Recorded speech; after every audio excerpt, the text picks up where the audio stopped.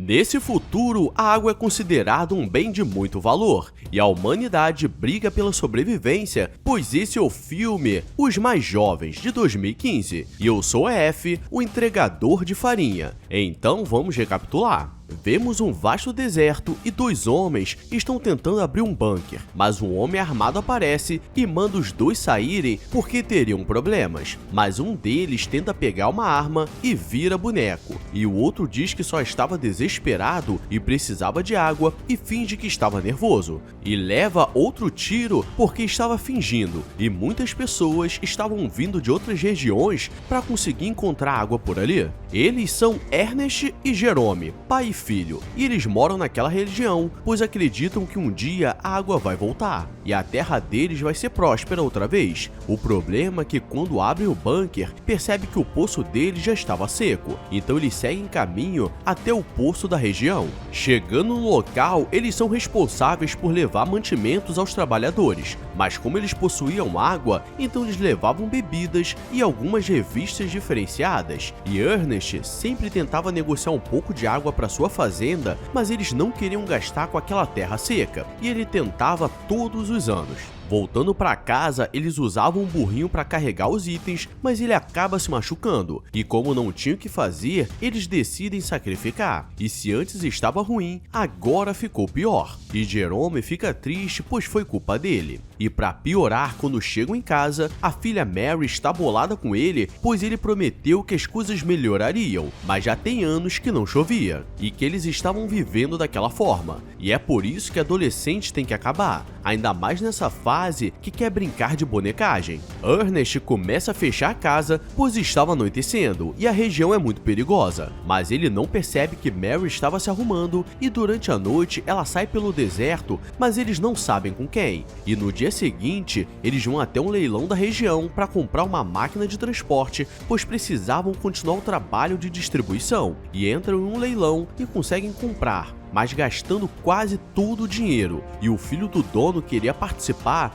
mas estava sendo ignorado. E para comemorar aquela compra, eles vão até onde a mãe deles estava internada, pois eles sofreram um acidente e ela acabou perdendo os movimentos e alguns pedaços do corpo. E na volta, Ernest vê dois jovens querendo trocar um pequeno mequetrefe por água, mas ele sabe que era golpe, porque os conhecia, e como estava com sede, bebe um pouco de gasolina para aguentar até em casa. Em casa, ele não consegue ter um minuto de paz, pois o filho do dono do leilão aparece e diz que eles pegaram o robô dele, mas o pai que não queria vender, e ele pede emprestado, pois conseguiria convencer os trabalhadores da mina a mandar água para a fazenda dele, mas Ernest não confiava nele, e eles voltam a fazer o trabalho de sempre, carregando mantimentos até os trabalhadores da mina, e depois saem para fazer uma armadilha no deserto para conseguir alguma coisa diferente para comer. E Ernest diz que encontrou uma jovem de orelha grande na cidade que com certeza ele gostaria, e um dia apresentaria, e Jerome já se sente todo galudo. E voltando para casa, Mary começa a dizer que tudo aquilo que estava acontecendo é porque ele é um bêbado, e foi em um acidente que ele bebeu e que a mãe dele ficou assim.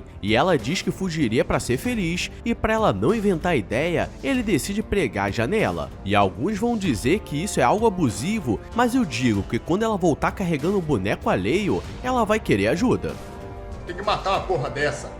No dia seguinte, ele se prepara para pegar sua máquina, mas ela não estava na garagem porque alguém abriu. Mas rastreando, ele sabe que era o Flame, o filho do vendedor, e ele vai até lá para falar com ele, mas não diz nada. E aproveita para entender o que estava acontecendo, e ele diz que Flame subiu a montanha na direção da fronteira. E agora ele entendeu o que estava acontecendo, porque se ele vendeu os mantimentos que ele vende na mina, na fronteira, ele conseguiria 3 vezes mais. E Ernest vai atrás, mas acaba sendo pego pelos trabalhadores da mina de água. Ele acorda e todos estão com raiva, mas ele consegue lutar e sai machucado, ainda leva uma faca de brinde. E agora que ele não pode voltar ali mesmo, pois achariam que ele é um traidor. Mas o que ele não contava, nem o roteiro, nem o destino, que ele encontraria com Flame com sua máquina e com seus mantimentos. E se não fosse o filho do vendedor, com certeza já teria virado saudade. Os dois começam a voltar e Flame está tentando a todo momento convencer do que fazer, e que nessa forma conseguiriam dinheiro para comprar um pouco de abastecimento para a fazenda deles, e depois começa a dizer que amava a filha dele. Então aqui entendemos o que estava acontecendo, e para descansar, os dois pegam uma garrafa de bebida,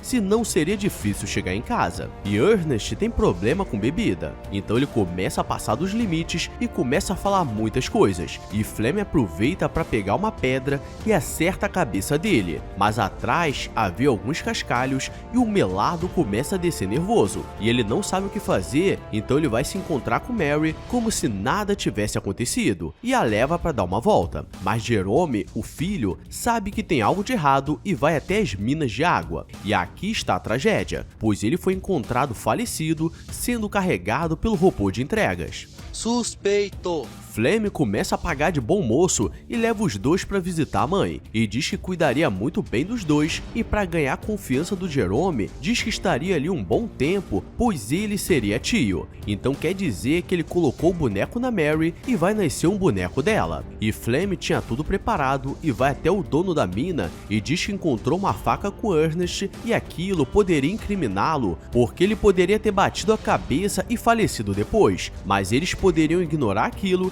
se conseguisse um abastecimento de água para a pequena fazenda deles, e dessa forma ele conseguiu em uma semana o que Ernest não conseguiu em vários anos de seca. E no fim ele realmente estava certo, porque depois de algumas semanas a grama 3D de baixa qualidade começa a crescer, e os dois se casam para comemorar, porque dessa forma a terra seria dele, já que Jerome é muito novo para assumir. O pai do Flem aparece com alguns banqueiros, pois como a terra deu certo, eles queriam tomar, e com certeza ele ganharia alguma parte nisso, mas agora ele estava empenhado em fazer aquilo dar certo e conseguiria o dinheiro da dívida. E aqui vemos como esse jovem é uma desgraça, pois ele vai até aquele casal que toda hora falava em vender o mequetrefe e diz que poderiam simular o valor na fronteira, e Flem vai com o pai do jovem, e chegando ele negocia por um bom dinheiro e entrega, mas o jovem não queria, e começa um tiroteio onde ele cai falecido e o robô deles, por ter muito dano, reinicia e volta para onde foi fabricado. E os dias se passam e aparentemente estava dando tudo certo, mas a jovem, que era a mãe do boneco, ainda estava esperando eles voltarem,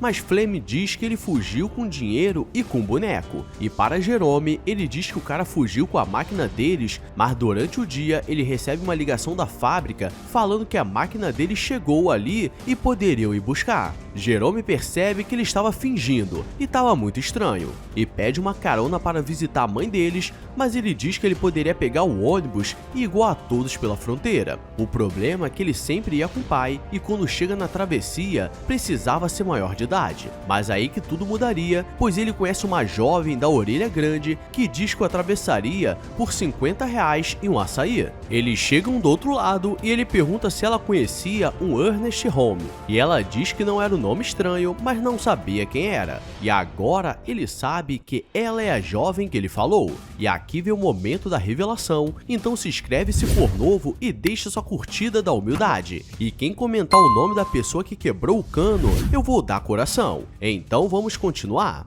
Jerome chega na fábrica e o dono diz que a máquina estava no nome do pai dele, e como estava no seguro, eles conseguiriam consertar, e mostra uma função onde mostrava tudo que a máquina escaneou até ali. E ele começa a rodar os gráficos e começa a ver desde o dia que compraram. E aqui vem a revelação, pois ele consegue ver tudo que aconteceu naquele dia que seu pai faleceu, e percebe que Flem estava por trás de tudo, e estava ferrando a vida de todos para conseguir o que quer. Jerome volta para casa e leva a máquina, e diz que ela apareceu ali novinha, o que era estranho, e Flem fica desesperado, e os dois começam a andar juntos, mas Jerome queria mesmo acabar com ele, mas estava aguardando o momento certo, e diz que a arma deles estava descalibrada e levaria na cidade para consertar. E durante o jantar ele diz que Bandit ligou querendo conversar com ele, e Flem fica nervoso porque viu ele morrendo. E para piorar, no dia seguinte, quando ele estava negociando algumas terras, o Correios aparece e entrega uma carta do Bandit querendo se encontrar com ele nas montanhas.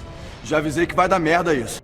Ele pede a arma emprestado, mas Jerome diz que estava na cidade consertando. Então ele vai com apenas uma faca e comida para ver o que estava acontecendo. Mas o que ele não contava é que teria uma armadilha. E Jerome aparece falando que sabia de tudo e Flame diz que ele não tinha coragem de fazer o que precisa fazer, porque sabe que sua irmã ficaria desesperada se ele não voltar. Mas sem pensar ele atira e volta para casa como se nada tivesse acontecido. E agora ele era dono de tudo e sua irmã acredita que um dia ele vai voltar. E galera, aqui aprendemos que dar a volta nos outros nem sempre é uma boa opção, porque a vida às vezes dá volta e às vezes capota. Então deixa sua curtida e um comentário, senão a vida vai capotar mais ainda para você.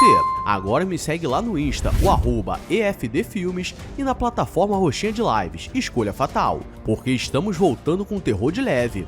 Agora vou nessa, fui!